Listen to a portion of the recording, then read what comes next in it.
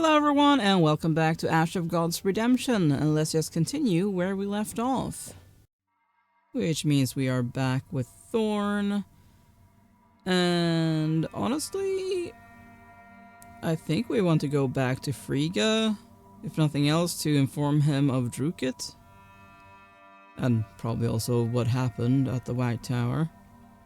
And Macht was one of Hederlicht's men, technically, so yeah, let's go there. A narrow and steep ravine inhabited by eagles and snakes. And let's see if we... Hey, run into Hode! Hode suddenly appears on the road. Oh damn, he shouts, arms flailing. I thought I wouldn't catch up to you. Lon from Frigga wasn't lying, you're really here. And I've got an official pardon. Stamped as required. You're in no laughing mood, but you can't help but smile when you see Hode hugging all his friends. He winks at Gleda and bows before you. For a moment it feels like all the recent tragedy was only a dream, and that you've only just left Albius. Glad to see you're in good health, Prince. It's about time we had some respite. What's that you were saying about a free pardon? I'm leading these men to Opacum, you know. Here it is. Father didn't agree, but Shek was stubborn. All the guards by the gate were Bran's mercenaries, and the whole thing with his girls was arranged. My words still carry some weight, too. We had no other choice. That settles it. Be careful, Hode, alright? At least until you make it to Opacum. A king's favor is like a spring wildflower. One day it blooms, but when it starts to get chilly again, it's nowhere to be found. I won't be throwing myself onto the blades and arrows, but I won't be hiding behind anyone's back either. What are you worried about anyway? You're leading your squad to Opacum, and my father's in Hyborg. Well, actually, he's heading for Opacum. You're oddly well after such a serious injury. Some sorcery played a part. First, Philia used a healing spell on me, or so I'm told. Then some mage or scribe brought me to my senses. I paid a very steep price, though. My nanny gave her life for me. I'm sorry to hear that. At least it seems like you're holding up. Your hands aren't shaking, there's color in your face. You'll be carefully looked after now. Any news from Barkana? What news is there? Just the reaping and war. Frigga is to be abandoned. Our scouts have spotted Frisian legions in the Vale of Mercy, preparing to attack Opacum. We have to hurry, and now that my grandfather is dead, my father is Jorana's king. You're a crown prince, your highness. We're just your simple escorts, wandering through a forest full of cutthroats and demons. I'd even be less worried escorting a wagon full of gold. Why are you alone? Where's your escort? Yeah, they wouldn't let me go, with or without a squad, so, I ran away again. They've probably organized a search by now. Not this, please. I wonder what kind of king you'd make, as headstrong as you are. We could talk forever, but we must be on our way. Oh. I guess I shouldn't have done that last one. Let's go then. I have no intention of becoming your group's new leader, Thorn. Just think of me as a common soldier. Such common soldiers usually come at a steep price, Hode. Still, I am happy to see you. You're a skilled knife thrower, aren't you? Do that and don't get into close quarters combat. You don't want Gleda to be orphaned, do you? I guess he doesn't. Oh, this doesn't look good. Having made your way to the end of the ravine, you see the old Gabonan road.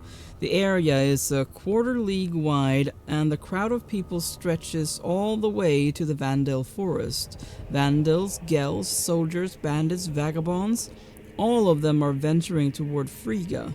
Their horses' bridles clink in chorus with their weapons and armor. This deluge of people is unending.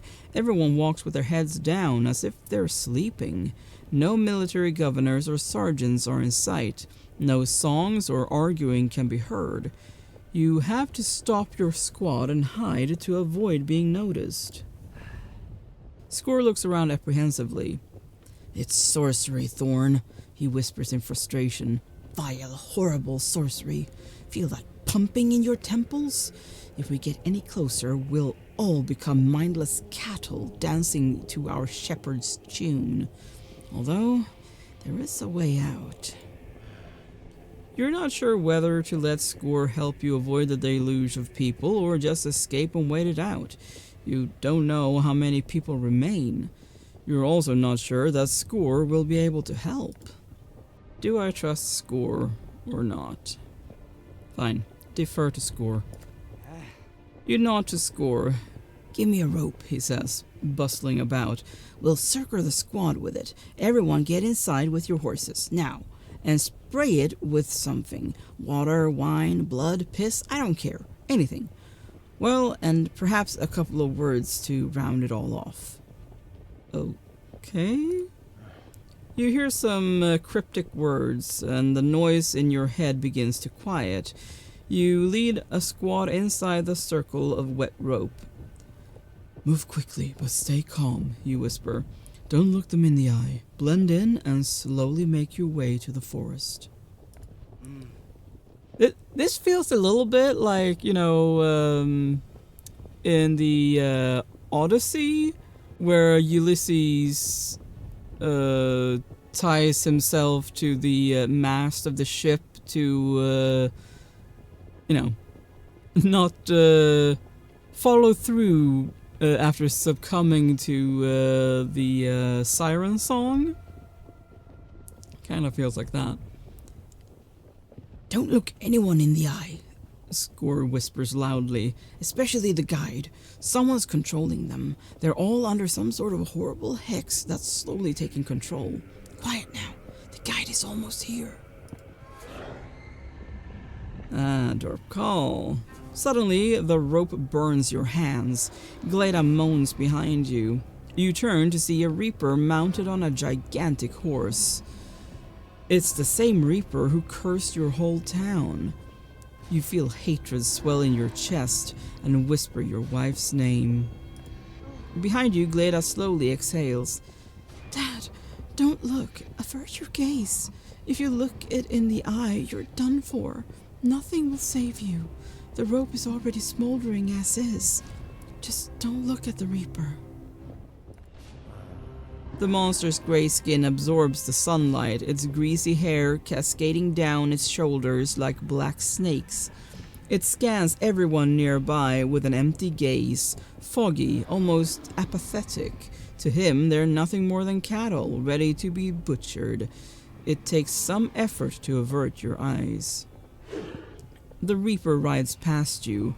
Only a couple dozen steps separate you from the monstrous leg planted in its blood-soaked stirrup.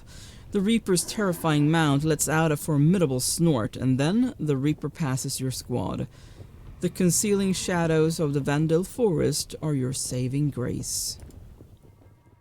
I'm glad that I listened to Score then. Interesting.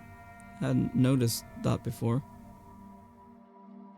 Okay, which way do we want to go now? Well, let's go the same way that they did? Or maybe not. Let's actually go with the second one. Or second one? The one that they did not go to. Let's try the furrier's village. Vi points at an odd structure of stone and branches. "This looks like a local shrine, a receptacle for offerings. It's not sacrilege, but necessary if a proper temple is too far away." You come closer and see a simple altar.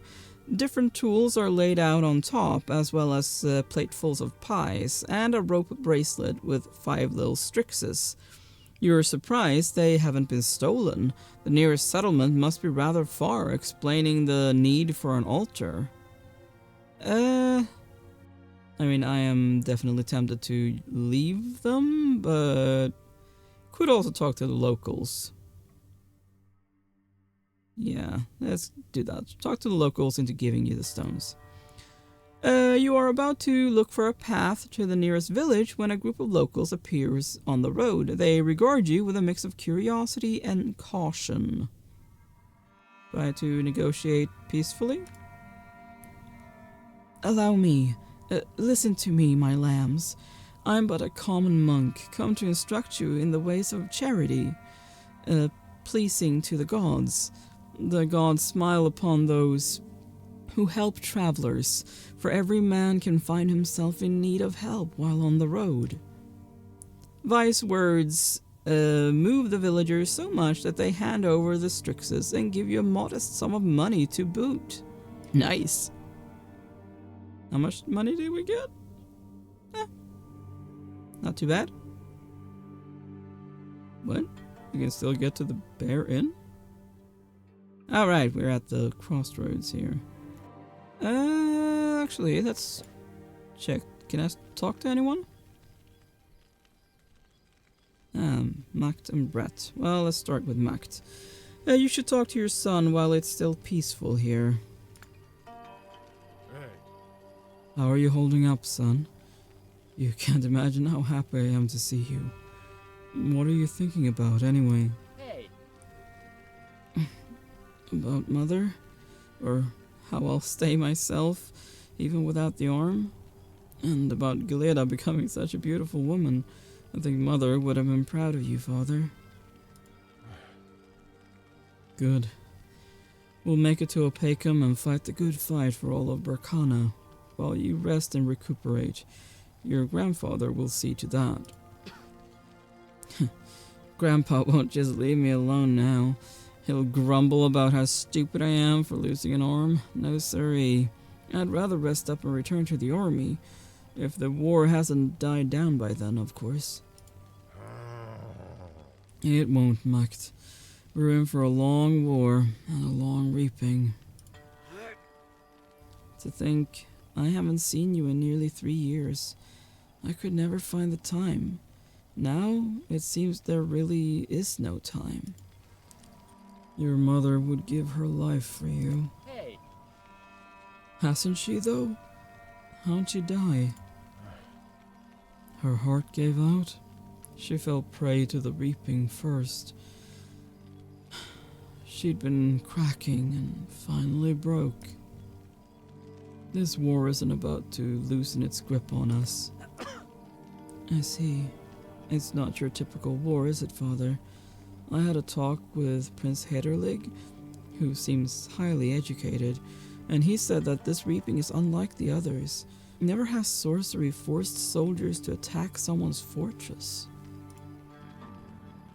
Can't say I'm well versed in the ways of misfortune, but I get the feeling the gods are specifically testing our family's limits, Macht. Now we need to make it to your grandfather. I can already picture him babysitting me, constantly lecturing. I can only hope my terrible uncle isn't around. That I cannot guarantee. Stay away should you not be so lucky. He wants nothing but your death. Well, I'm looking forward to talking to you again. I hope you aren't making a goody two-shoes out of me at least. Next, you'll be asking me to deal with Frisia alone. Can't do that. However, if you meet someone special and give me a grandson, then I'll run things my way. Brett scrutinizes the locket he got from Drukit. Do you think he's the one who was your benefactor? Maybe it's even my father. My mother told me never to bring him up. Even his name could put me in danger. That's why I know nothing about him. Even if he wasn't dead before, he probably is now. What's in the bundle? Dunno. Something heavy? Either stone or iron? Feels like a knife. Yeah, what piques my curiosity is who's after the thing, more than what's inside. Did you open the locket? No, don't want to. What if I cross paths with a mind-reading menace? I can't get manipulated if I don't know what's inside. Smart. Even a month ago, I'd have laughed in your face, but now I'm inclined to agree. Alright, not tormenting you any longer, Brett. You're not tormenting me, Captain. I'm tormenting myself, and the reaping torments all of us, as does the unspoken will leading us throughout Burkana. You felt that, didn't you? The end is nigh. Soon we will uncover the truth. Alright, let's keep going then. Where do we want to go? Maybe keep going on the Galleon Road. Though we do want to go in that direction. We do need to go to the Watermen here. Yeah, let's keep going. On the Galleon Road. You witness a strange scene on the road. Several Gels extorting money from travelers while waving a piece of paper in the air. The villagers seem used to it, but walk away upset, shoulders drooping. You hail one of them to ask what this was all about. The traveler introduces himself as Vraselgath. Glancing at the Gels warily, he shares his woes. The local governor hired the Gels to hunt bandits, giving them a written permit saying that they're carrying out his will. The Gels do what they're bound to, extort money from the locals. You bid farewell to Vraselgath and ponder for a moment. These people are in a bind. The permit makes the Gels untouchable to the guards. On the one hand, they really are serving the governor. On the other hand, you can't let mountain bandits rob honest travelers on account of a paper signed by an idiot. The Gels have already noticed you. One comes closer. Let's see, sire. I kindly request you pay me and my fellows here for passage on the road of His Excellency. What was his name? Here, it's written on the paper. 100 gold, if you will. We're not greedy. You can take a roundabout road if you want, but it'll add 2 days to your journey. Very tempted to do the first one. Yeah, tell the Gel to stuff it. The Gel's expression changes when you tell him where he can stuff the governor's permit.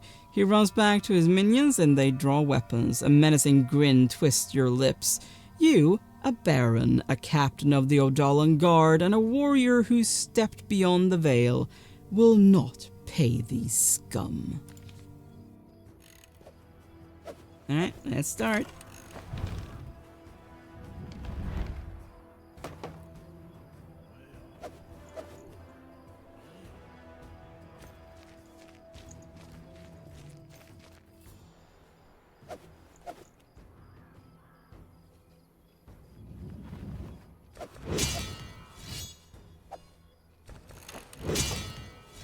Let's see if we can draw some attention. Huh?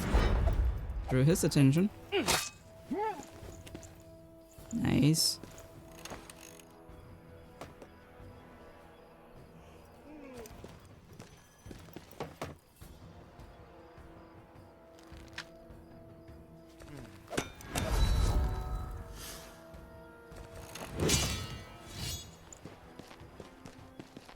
Alright. It's working out so far. Let's do some shooting.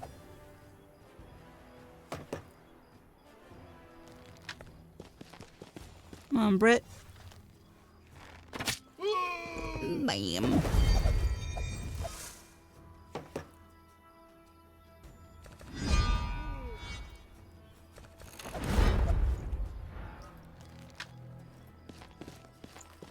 Okay.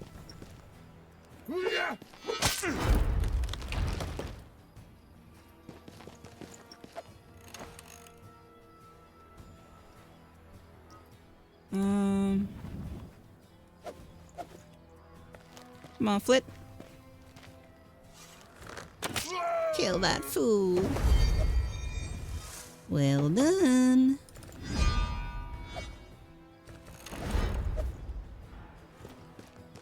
And the last fool.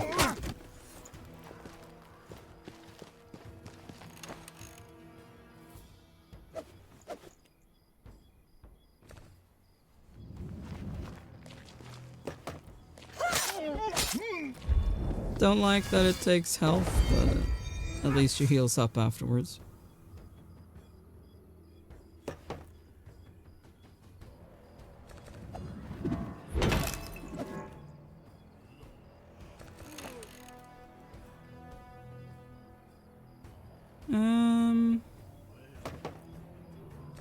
Well, since she is hurting herself, might as well heal her.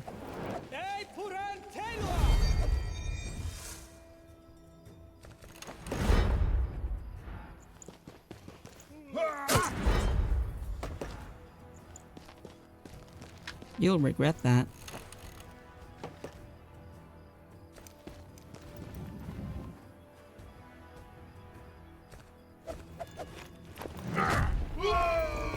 Nice.